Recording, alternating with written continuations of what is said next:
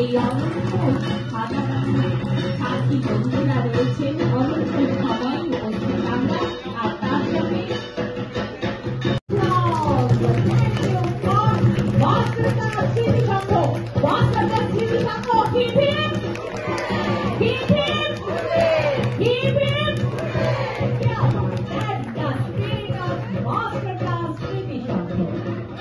তার সঙ্গে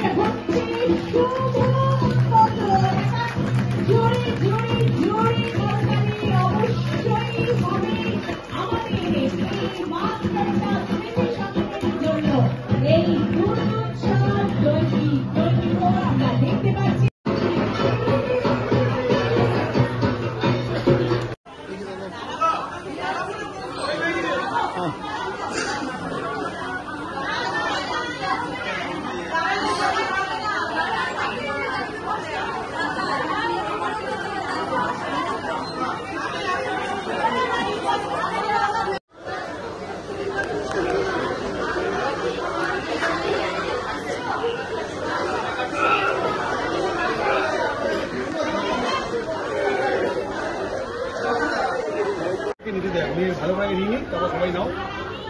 তাহলে 14 বার এডিট করতে হবে আমাদের, আমরা ওনাকে বারবার কাটতে হবে, নিতে হবে, ঠিক আছে? নিয়ে নিই, ওনাকে 8 ঘন্টা সময় দিয়ে যাবে।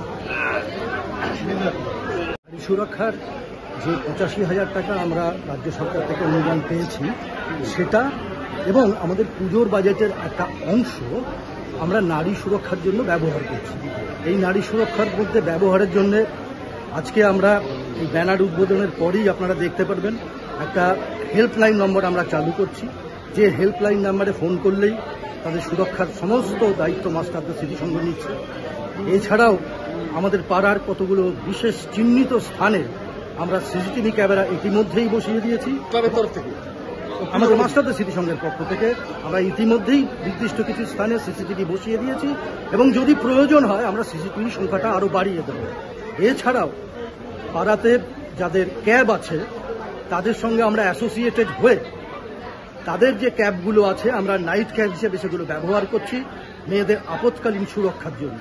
এটা কি শুধু মেয়েরাই ইউজ করতে পারবে? যদি প্রয়োজন হয়, যারা কোনো বিপদে পড়েছেন তাদের জন্য অবশ্যই এটা ব্যবহার করা যাবে, কিন্তু মূলত আমরা রেখেছি নারী সুরক্ষার জন্য। এছাড়াও পাড়ার মেয়েদের নিয়ে আমরা সম্পূর্ণ বিনামূল্যে একটা ক্যারাটে প্রশিক্ষণ প্রকল্প আমরা ইতিমধ্যেই চালু করে দিয়েছি, যাতে মহিলাদের সুরক্ষা আরও সংশোধিত।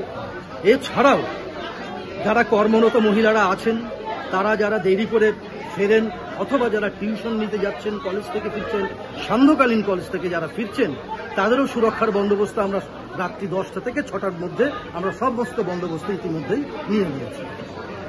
এটা কি আগে থেকেই পরিকল্পনা ছিল নাকি এই মুহূর্তে যে ধরনের ঘটনা ঘটছে তারপর আপনারা এই সিদ্ধান্তটা নেবেন? দেখুন, বর্তমানের ভিত্তিতেই তো ভবিষ্যৎ পরিকল্পনা রচিত হয়, সুতরাং পরিস্থিতির বিচারে সবকিছুই অগ্রসরমানো হয়। আপনার নামটা? অমিত চৌধুরী।